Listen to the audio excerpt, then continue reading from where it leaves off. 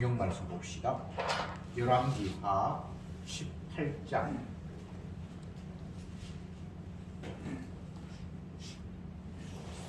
열왕기하 18장 1절부터 12절 말씀까지 보도록 하겠습니다. 1절 제가 먼저 읽을게요. 이스라엘 왕 엘라의 아들 호세아 3년에 유다 왕 아하스의 아들 히스기야가 왕이 되니 위에 나아갈 때 나이 25세라 예루살렘에서 29년을 치리하니라. 그 모친의 이름은 아비라 스가리아의 딸이더라. 히스기야가 그 조상 다윗의 모든 행위와 같이 여호와 보시기에 정직히 행하여 여러 사람을 제하며 조상을 깨뜨리며 아세라 목상을 찍으며 모세가 만들었던 놋뱀을 이스라엘 자손이 이때까지 행하여 운영하므로 그것을 부수고 느우사람이라 이끌었더라. 히스기야가 이스라엘 하나님 여호와를 의지하였는데 그의 전후 유다 여러 왕 중에 그러한 자가 없었으니 곧 저가 여호와께 연합하여 떠나지 아니하고 여호와께서도 모세에게 명하신 계명을 지켰더라. 여호와께서 저와 함께 하심에 저가 어디로 가든지 형통하였더라. 저가 아수르 왕을 배척하고 섬기지 아니하였고 블레셋 사람을 쳐서 가사와 그 사방에 이르고 만대에서부터 견고한 성까지 이르렀더라. 히스기야 왕 4년 곧 이스라엘 왕 엘라의 아들 호세아 7년에 아수르 왕 살마네셀이 사마리아로 올라와서 에워쌌더라. 3년 후에 그 성이 함락되니 곧 히스기야의 6년이요 이스라엘 왕 호세아의 9년이라. 사마리아가 함락되매 아수르 왕이 이스라엘을 사로잡아 아수르에 이르러 할라와 고산, 하볼 하숫가와 메대 사람의 여러 성읍에 두었으니 이는 저희가 그 하나님 여호와의 말씀을 청정치 아니하고 그 언약을 배반하고 여호와의 종 모세의 모든 명한 것을 거스러 듣지도 아니하며 행치도 아니하였습니다. 아멘. 방금 같이 읽었던 내용은 히스기야 왕에 대한 이야기가 있고 뒷부분 4절은 마지막 북이스라엘 왕국의 멸망에 대한 이야기를 또 반복해서 했습니다. 그 앞 17장에도 했는데 18장 그 뒷부분에 또 그 이야기를 반복하고 있습니다. 먼저 히스기야 왕에 대해서 생각해 보면 25세의 왕이 되어서 29년을 치리했다 이렇게 성경이 되어 있고요. 비교적 젊은 나이 왕이 되었고 29년을 치리했다고 해봐야 나이로 따지면 54세까지 했나요? 25세에서 일찍 죽었죠. 그런데 굉장히 칭찬이 자자합니다. 여호와 보시기에 정직히 행했다.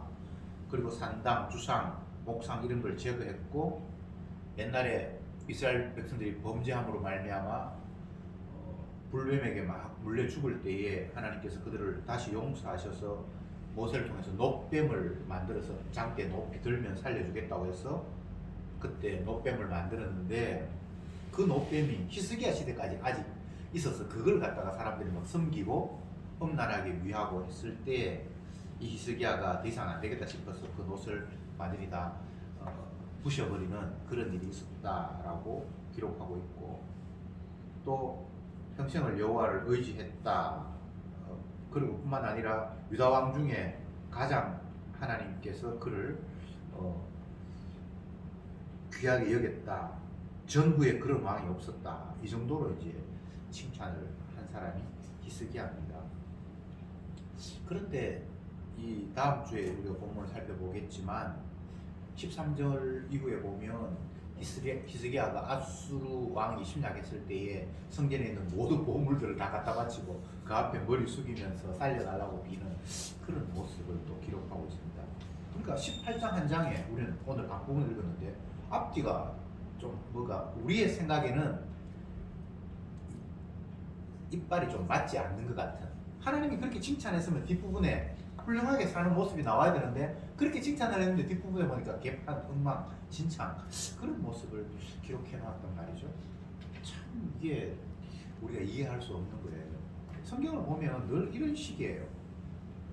믿음 좋다고 하나님 칭찬했는데 그러면 굉장히 좋은 모습을 기록하면 좋은데 또 엉망진창의 모습을 이야기하고 있고, 이세의 아들 다윗을 만나니 내 마음이 합한 자다. 하나님께서 그렇게 칭찬을 했는데 그 다윗이 우리아의 아내를 범하고 인구조사하고 뭐 그런 모습이 나타나 있고, 어제 십자가 마을 그 게시판에 어떤 분이 이상현 목사님의 글이라고 해서 이제 올려놓은 걸 제가 읽었는데 너무 좋아서 제가 또 우리 교회 세순교회 홈페이지에 성경 공부란에 그 퍼다 옮겨놨습니다. 거기에 이상현 목사님이 어떻게 글을 썼는고 하면, 예수 믿는다는 것이 참 이렇게 의문이다, 퀘스천 마크, 예수 믿는 것 이렇게 퀘스천 마크 내놓고 쫙 이렇게 짧게 글을 썼는데, 성경에 나타난 그 예수님 또는 하나님이 참 이상한 분이에요. 우리의 모든 욕망들, 인간이 바라고 기대하고 희망하는 것들을 다 앗아가 버리는 분이에요. 구약에 나타난 이스라엘 백성들에게 하나님이 그들이 원하는 걸 주셨습니까? 예를 들면 애굽에서 430년 종살이 하던 그들을 하나님께서 모세를 보내서 그 애굽 땅을 벗어나서 젖과 꿀이 흐르는 곳으로 내가 너희를 인도하겠다라고 했잖아요. 그랬을 때에 이스라엘 백성들은 잔뜩 기대에 부풀어 있었겠죠. 애굽에서는 종살이를 했지만 이제 하나님이 젖과 꿀이 흐르는 땅으로 인도한다고 했으니까 얼마나 행복한 삶이 이제 펼쳐질까 잔뜩 기대를 했는데, 애굽 땅을 벗어나는 과정도 너무 힘들었어요. 그랬는데 기적적으로 하나님께서 홍해를 가르셔서 그들을 건너게 하시고, 그들을 쫓아오는 애굽의 병사들은 물에서 다 죽이시고, 그때까지는 신나고 좋았습니다. 그런데 막상 시작된 출애굽하고 난 이후에 가나안까지 바로 들어간 것은 아니고 중간에 광야 생활이 40년이 진행이 되잖아요. 근데 40년 초반부터 이스라엘 백성들은 실망할 수밖에 없었습니다. 분명히 모세를 보내서 그의 인도에 따라가면 젖과 꿀이 흐르는 곳으로 이끌겠다라고 말씀을 하셔서 그들은 따라 나왔는데, 막상 그 광야 생활이 시작이 됐을 때 마실 물도 없고 먹을 양식도 없고 자기를 지켜줄 무기나 뭐 이런 것들이 아무것도 없는 그런 상태에 방치하다시피 그들은 광야에 버려지듯 그렇게 왔어요. 그럴 때 백성들이 모세를 향해서 원망하는 그 모습, 그건 모세에 대한 원망이라기보다는 하나님에 대한 분노겠죠. 우리가 애굽에 살 때는 뭐 힘들게 살았지만 그래도 먹을 것이 있었고 살 집이 있었고 했는데, 지금 여기 광야에 오니까 마실 물도 없고 먹을 양식도 없고 집도 절도 없고, 도대체 이게 뭐냐? 우리를 죽이려고 당신이 우리를 이곳으로 인도했냐? 라는 식의 분노가 확 표출됐습니다. 40년 동안 이스라엘 백성들은 원망하고 불평해서 하나님께서 광야에서 그들을 다 죽여버렸어요. 여호수아 갈렙 빼고 또 광야에서 태어난 어린 아이들 말고는 가나안 땅에 아무도 하나님이 안 집어넣었습니다. 이거 우리가 잘 아는 내용이잖아요. 우리가 섬기는 하나님이 이런 분이에요. 내 원하는 거 하나도 들어주지 않고 당신의 뜻대로 순종하지 않았다고 우리를 다 진멸해 버리시는 하나님. 오늘 본문에서 남쪽 유다 왕 히스기야라는 사람이 있었는데, 이 사람은 25세 왕이 되었고 29년 동안 통치를 했다. 그런데 이 사람은 하나님 보시기에 정직히 행했고 유다의 어떤 왕보다도 더 하나님과 동행하면서 바르게 살았다. 그렇게 했다 이 말이죠. 그러면 그 히스기야의 삶이 형통했다면 17절 봅시다. 여호와께서 저와 함께 하심에 저가 어디로 가든지 형통하였더라. 이렇게 돼 있잖아요. 그렇게 돼 있죠. 그런데 뒷부분에 가면 형통했다라는 삶이 갑자기 아수르에 의해서 공격을 당하고, 나중에 아수르의 공격이 끝나고 난 이후에는 선자가 찾아와서 당신 15년밖에 못 산다라고 갑자기 사망 선고를 하고 처음에는 15년도 안 했습니다. 그냥 죽는다고 했어요. 그랬는데 하나님 앞에 기도하는 가운데 생명을 15년을 연장시켜 준 거예요. 이게 과연 형통한 삶이라고 할 수 있는가? 그러면 그렇게 잘 이해 안 되면 이때까지는 형통했는데 그 뒷부분에 형통하지 않았겠지. 뭐 이렇게 우리가 억지를 부리면서 이 성경을 해석해 보려고 하는데 그거 다 아니거든요. 그의 삶은 뭐 15년 생명 연장되든 뭐 어떻게 죽든 젊어서 죽든 그게 다 형통한 거예요. 하나님의 관점에서 볼 때. 그리고 우리의 형통과 하나님이 말씀하시는 형통의 개념이 다른 거죠. 하나님이 성경을 통해서 내 백성에게 복을 주시리라 말씀을 하셨는데 인간이 느끼는 복은 하나님 말씀 복과는 차이가 좀 있어요. 자, 이런 게 성경이 어려운 부분이에요. 복음이라는 것은 하나님 말씀하신 복 또는 복음은 반드시 고난이 동반되는 거예요. 고난 없는 복음은 가짜예요. 누가복음 2장에서 시몬이라는 선지자를 성령께서 찾아가셔서 장차 이 땅에 메시아로 태어날 아기가 있는데 그 엄마에게 찾아가서, 그러니까 마리아에게 찾아가서 예언을 하라 이렇게 예언을 하는데 장차 만민을 구원할 메시아가 너를 통해서 태어날 것이다. 이 땅에 태어날 것이다. 만민이 그를 경배하고 찬양할 것이다. 그렇게 얘기해놓고는 그는 모든 사람들에게 비방받는 표적이 될 것이고 또 마리아에게 네 칼이 네 마음을 찌르듯 하리라. 이런 이상한 이야기를 해요. 메시아가 온다는 것은 너무나 행복한 일이잖아요. 이스라엘 백성들은 메시아를 기다렸고, 그런데 메시아를 잉태한 마리아에게 찾아가서 선지자가 하는 이야기가 분명히 메시아가 태어난다. 너무나 행복한 이 땅에서는 기쁨이고 평강이다. 그런데 그는 만민으로부터 비방받는 표적이 될 것이고 엄마의 너는 칼이 네 마음을 찌르듯 하는 걸 경험할 것이다. 마리아는 자기 아들이 십자가 못 박아 죽는 걸 봤으니까 찌르는 칼인과 마찬가지죠. 근데 그게 복된 소식이라는 거예요. 참 주님이 말씀하시는 복과 우리가 이해하는 복이, 마리아가 여인 중에 가장 복되다라고 막 칭찬을 하고 하는데 그게 사실이에요. 그죠? 영적으로 볼 때. 그런데 정작 그 몸이 겪어야 할 일은 그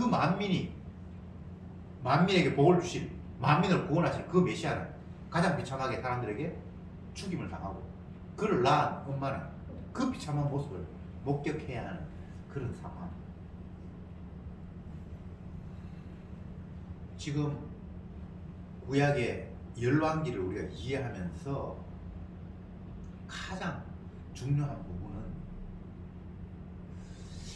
로마서 5장에서 이런 표현이 있습니다.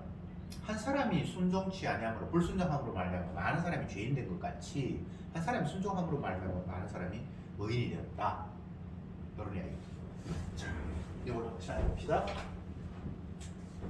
한 사람 불순종으로 많은 사람이 사망에 이르렀다. 또 한 사람의 여기는 순종으로 많은 사람이 생명에 이르렀다.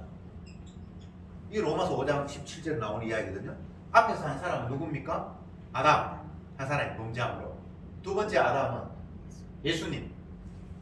그러니까 인류의 첫 번째 인간이 하나님 앞에 불순종함으로 말미암아 그 이후에 오는 많은 사람이 죽음에 이르는 결과가 왔다라고 이야기를 하고, 나중에 하나님의 아들 한 사람이 이 땅에 오셔서 아버지께 순종함으로 말미암아 이제 많은 사람에게 영생이 주어졌다.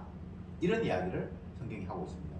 그러면 구약 전체, 예수님 오시기 전에 모든 인류의 삶은 오늘 본문에 나타난 이 북왕국이든 남왕국이든 모든 삶은 아담 한 사람이 불순종함으로 말미암아 사망에 이르게 됐다는 걸 보여주는 이야기예요. 그거 외에는 다른 게 없어요. 히스기야가 여호와 보시기에 정직했어요. 하나님 칭찬이 자자해요. 그런데 히스기야 왕국 그리고 히스기야 본인 결국은 죽잖아요. 북쪽 이스라엘이 먼저 멸망했습니다. 남쪽은 조금 더 있다가 멸망했습니다. 결론은 멸망을 했습니다. 성전 부서지고 나라 백성들 다 쫓겨가서 흩어져서 그 정작 본토에는 병든 자, 노인들, 아무 인간들을 볼 때는 쓸모없는 그런 사람들을 남겨두었습니다. 그게 이스라엘 땅이었습니다. 그게 가나안 땅이었습니다.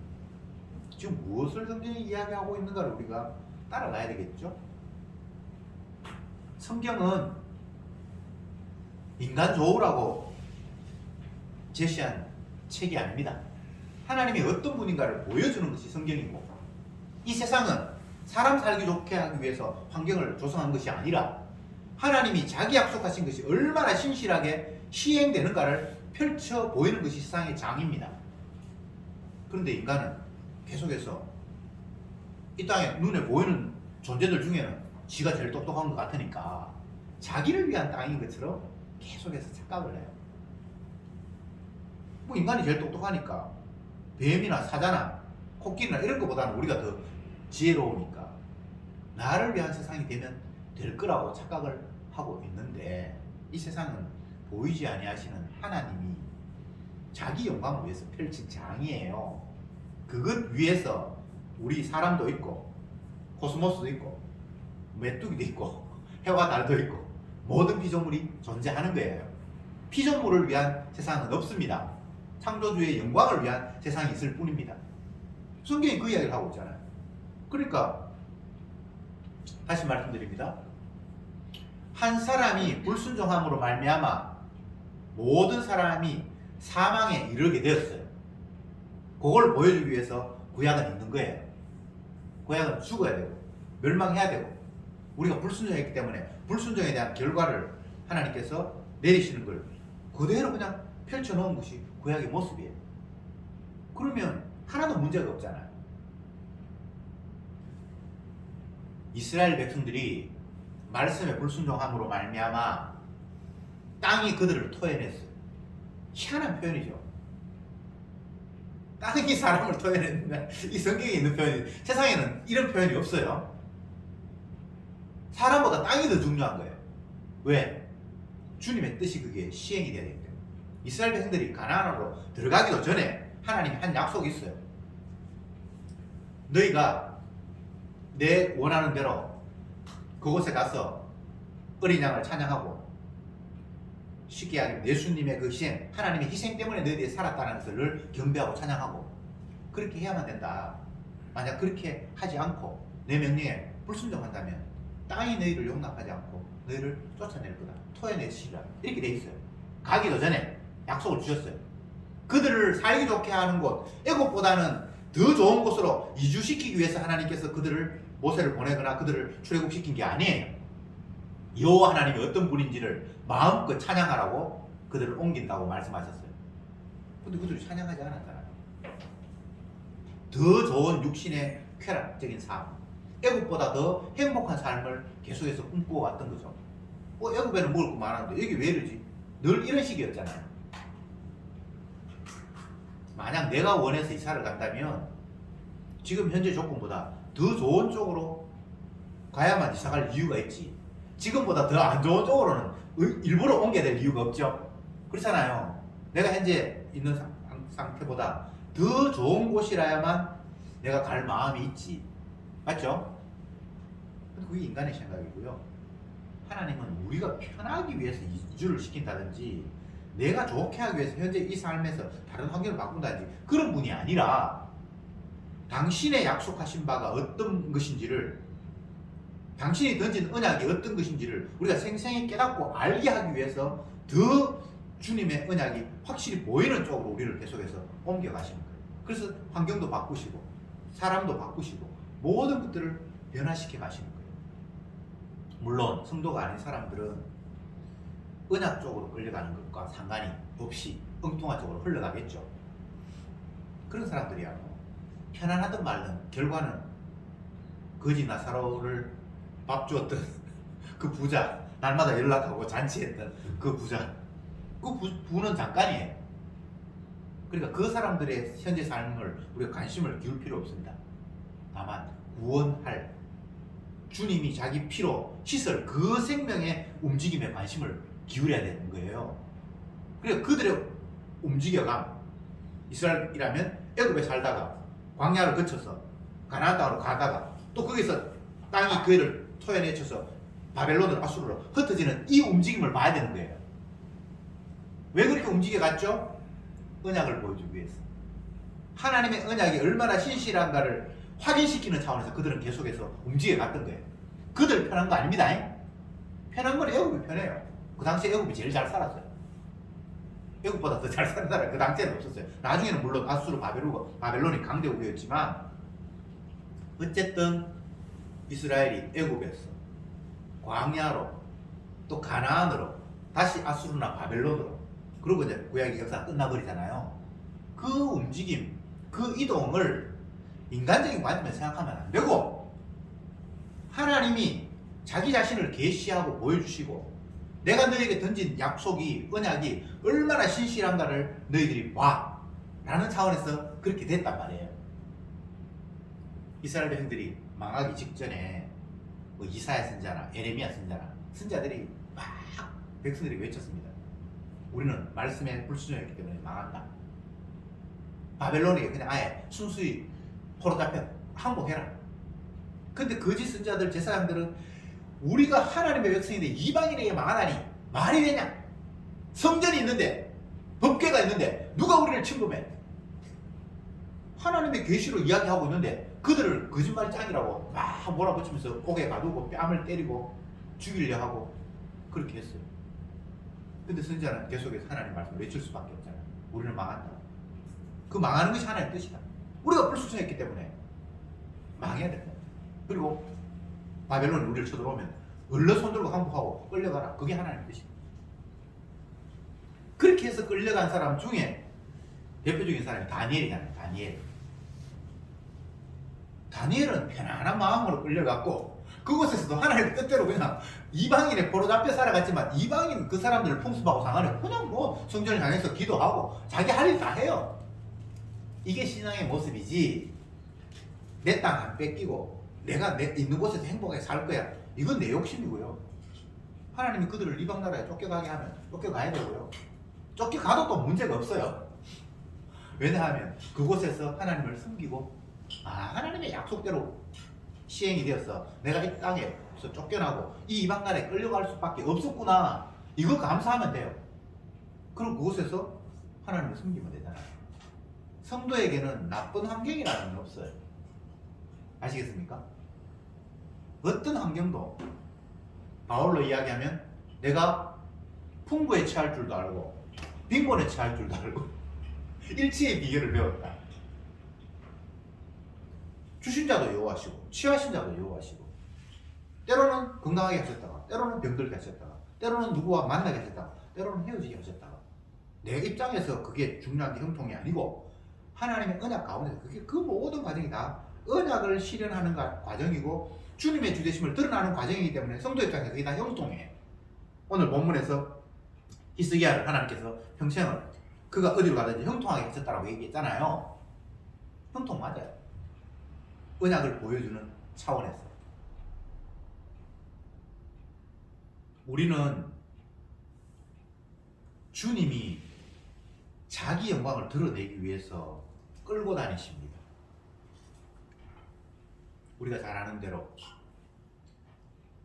베드로에게 주님께서 주님이 성천하시기 전에 마지막 작별 인사로 베드로야 네가 지금까지는 네가 원하는 대로 다녔지만 이제 후로는 내가 너를 띠띠고 네가 원치 않는 곳으로 내가 너를 데려가리라 이렇게 말씀하셨어요. 그게 진짜 임마누엘의 모습, 임마누엘 하나님이 우리와 함께 하시는 모습.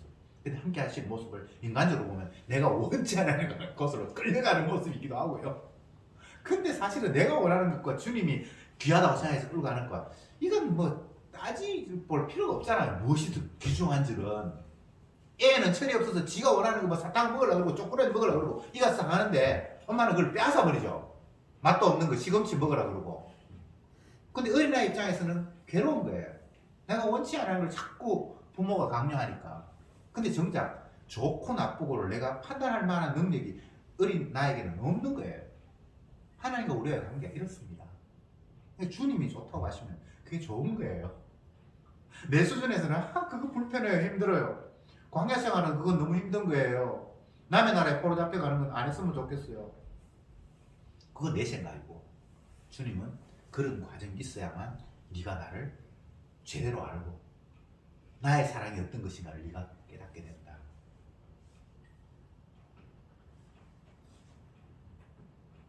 이스라엘의 야곱이죠. 12아들 가운데 요셉이라는 아들은 특별히 아버지의 사랑을 받았는데, 어느 날 갑자기 하나님께서 계시로 꿈을 주셨는데 헤아달라가 11별이 자기에게 절을 하고 이런 이야기를 했는데, 형들이 이것들이 감히 네가 뭐 막내면서 형들 우리가 네한테 뭐 절을 한다고? 그래서 그를 죽이려고 하다가는 그냥 노예 상인들에게 팔아버렸어. 인신매매, 동생 팔아먹는 이야기가 성경에 나와. 그것도 언약을 받은 그 야곱의 복받은 사람의 자녀 가운데 그런 일이 벌어진단 말이에요. 근데 그 요셉의 삶이 성경에서, 창세기에서 형통하였더라, 형통하였더라, 형통하였더라 계속해서 요셉이 가는 곳마다 형통이라는 단어를 계속해서 성경이 기록하고 있어요. 근데 형들의 미움을 받아가지고 뭐 특별히 잘못한 건 없는데 하나님께서 계시를 주셔서 꿈을 꾸고 그걸 그냥 이야기를 했는데 그것 때문에 미움을 받아서 인신매매 당해서 남의 나라의 종으로, 그 집에 있으는 아버지 사랑받고 때때 옷 입고 이쁜 옷 입고 잘 살았어요, 금수저처럼. 근데 어느 날 갑자기 애굽의 종으로 팔려갔어. 남의 집에 하인 노릇하면서 이제 살잖아요. 근데 그 성경은 형통하였더라라고 기록하고 있거든요. 그 정도가 아니에요. 우리가 아는 대로 열심히 그 집에서 일을 했는데 주인 앞에 인정을 받았는데 어느 날 갑자기 부인이 또 성적인 유혹을 해서 그거 뿌리쳤는데 역으로 강간범으로 몰려서 감옥에 가요. 그런데 성경은 형통하였더라라고 이야기해요. 그 모든 과정이 하나님이 자기 언약을 실현하는 과정이에요. 이스라엘을 구원하기 위해서 하나님이 선제적으로 그들이 애굽에서 흉년을 만나 죽을 징이 됐을 때 그는 이미 애굽의 총리가 되어서 그들을 가난에서 건지는, 물론 그 자체가 구원은 아닙니다만 구원의 큰 그림을 보여주기 위해서 하나님은 그런 방법을 사용하셨던 거예요. 그러니까 하나님의 계획은 저 멀리 원대하게 끝까지 다 보고 있기 때문에 그런 과정이 있어야만 그들을 굶주리면서 살릴 수 있고 하니까 하나님이 미리 그 일들을 펼치니까 하나님이 내 뜻대로 봐, 지금 잘 돼가고 있잖아. 근데 우리는 그런 안목이 없어. 하나님을 요한계시록에서는 알파와 오메가다 이렇게 표현했어요. 알파는 시작이고 오메가는 끝이잖아요. A와 Z다, 뭐 기업과 히읗이다 이런 이야기인데, 그러니까 시작하신 분이 끝까지 모든 것들을 다 운행하시니까 끝의 관점에서 보면 이 중간에 뭐 어떤 역경이 있더라도 결국은 그 끝의 관점에서만 다 지금 일이 잘 돼가고 있는 거예요. 그러니까 성도는 그걸 깨달으니까 주님이 하신 일 앞에 늘 범사에 감사한 거예요. 끝을 이미 아니까. 주 안에서는 예만 있고 아니요는 없어. 모든 게 다 주님의 뜻대로 지금 잘 돼가고 있어. 이걸 창세기에서는 하나님이 말씀하셨고 말씀대로 그대로 되었고 하나님이 심히 기뻤더라. 이 구도가 세상 끝날까지 계속 갑니다. 말씀하신 분이 그거 시행 안 하시겠어요? 시행이 반드시 됩니다. 때가 아직 안 돼서 아직 안 된 건 있을 수 있지만 말씀하셨는데 그게 안 되는 건 없어요. 그러면 하나님이 아니죠. 자기가 말씀하셨는데 그대로 안 되면 그건 그런 하나님을 우리가 어떻게 믿겠습니까? 말씀하시면 언약하시면 반드시 언약대로 시행이 되게 돼 있고 그렇게 될 때에 하나님이 만족하시고 안식하시도록 돼 있어요. 이 세상 구조가. 그래서 성도는 하나님의 그 말씀 앞에 말씀대로 시행하시는구나 미리 감사하면 돼요. 미리. 지금 구약을 보면서 기스기야 왕이 대단했다, 훌륭했다. 근데 뒷부분에 가면 죄인의 모습을 보인다. 이게 하나도 문제가 될 게 없어요. 왜? 아담 한 사람이 범죄함으로 말미암아 모든 사람이 죄인 된 것 같이 이거 보여주기 위해서 이렇게 펼쳐지니까요.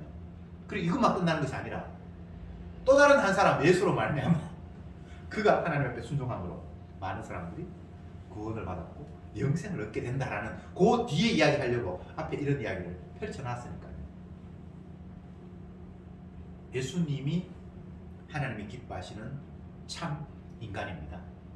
그러면 아담 이후에 우리들은 어떤 건가? 가짜 인간이라고 생각합니다. 하나님이 기뻐하는 인간이 아닌 가짜 인간으로 생각하면 됩니다.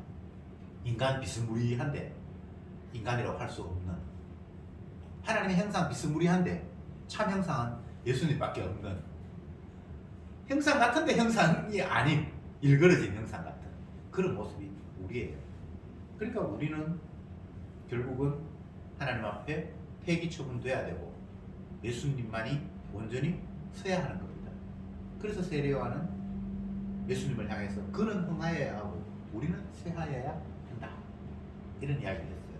근데 쇠하여야 한다라는 말이 다른 의미가 아니라 내 뜻이 이루어지거나 내가 원하는 쪽으로 가면 그건 안 되고, 나는 가짜입니다, 내 뒤에 오시는 예수님이 진짜입니다 라는 걸 이야기하기 위해서 나는 존재할 의의가 있다라는 것이 세례요한의 고백이잖아요. 진짜의 진모를 보여주기 위해서 가짜가 옆에 있는 거예요. 바꿔 이야기하면 다 진짜라면 가짜라는 말의 의미가 살아날 수가 없어요. 만약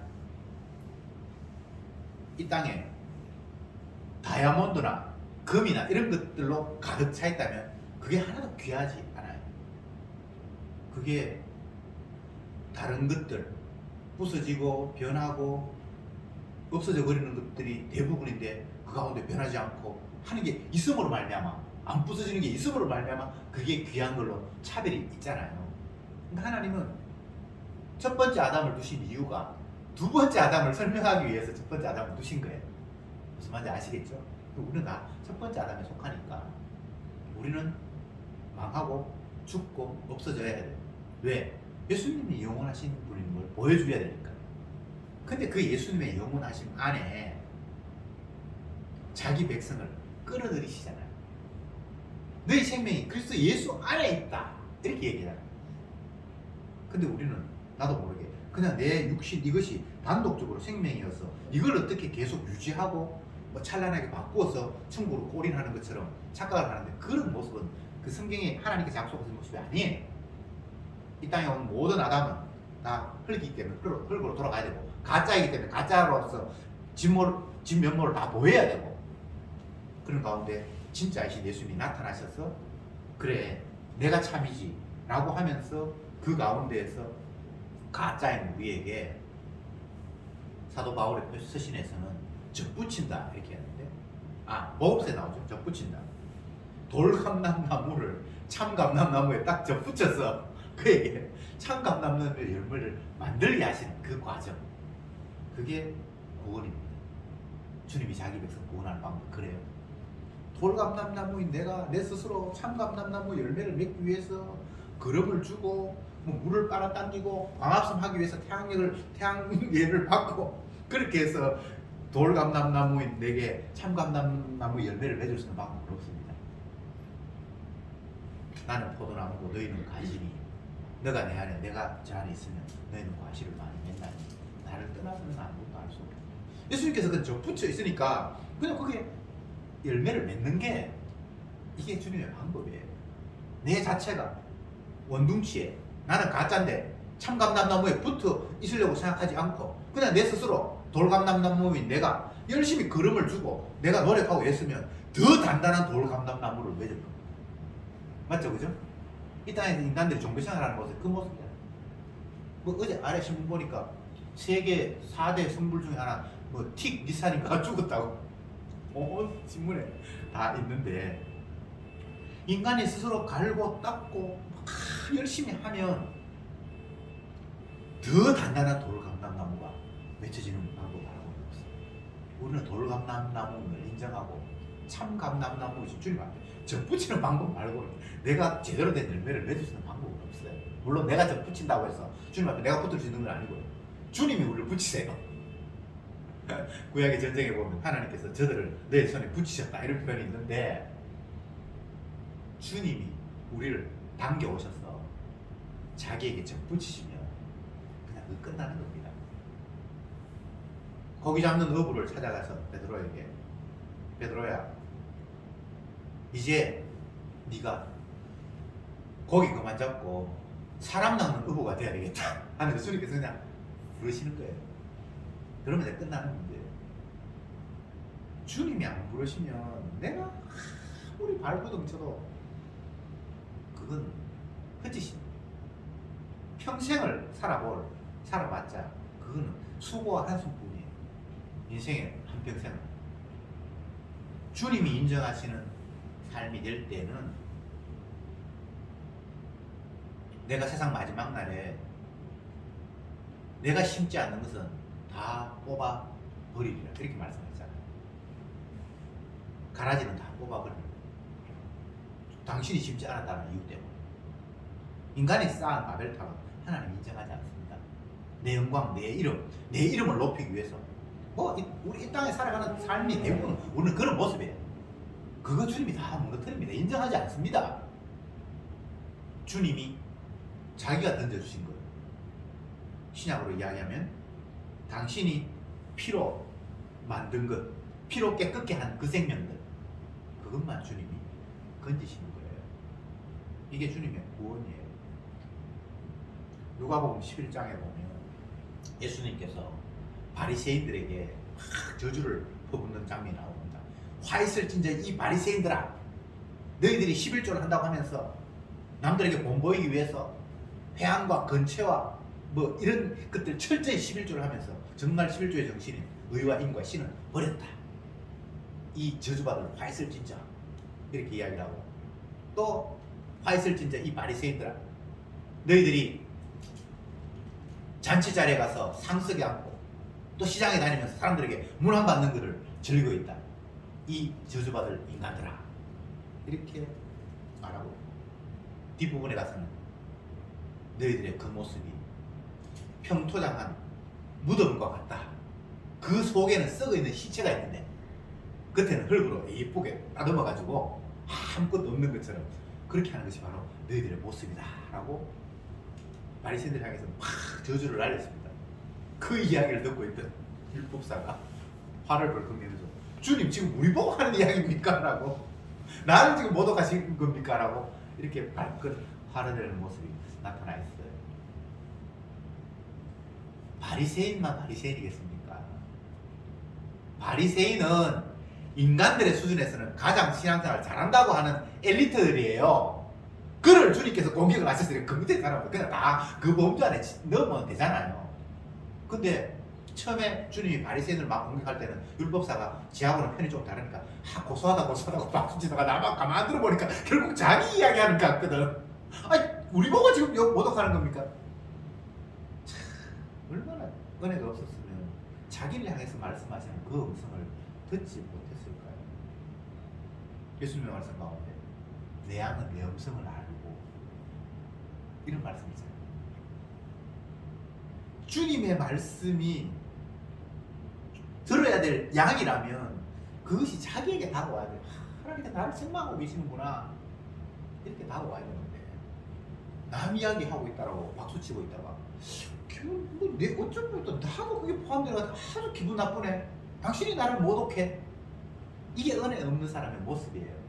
설교를 열심히 듣는데 정말 은혜 받은 사람은 그 말씀 앞에 자기가 죄인이 되고 박살나고 주여 나는 죄인입니다 이렇게 돼야 되는데 목사님 보니까 지난번에 그 집사님 저거 좀 공격하는 것 같네. 이 가다 나한테도 공격하네. 이씨 니만 잘났나. 이런 모습이에요. 그게 은혜 받지 못한 사람의 모습이에요. 말씀의 결론을 맺겠습니다. 히스기야는 특별한 사람이 아닙니다. 그냥 아담의 후손입니다. 그래서 한 사람이 범죄함으로 말미암아 모든 사람이 죄인 된 것 같이 그 범위 안에 그냥 히스기야는 있습니다. 그러면 히스기야는 지옥 가는 걸로 끝나는가? 사망으로 끝나는가?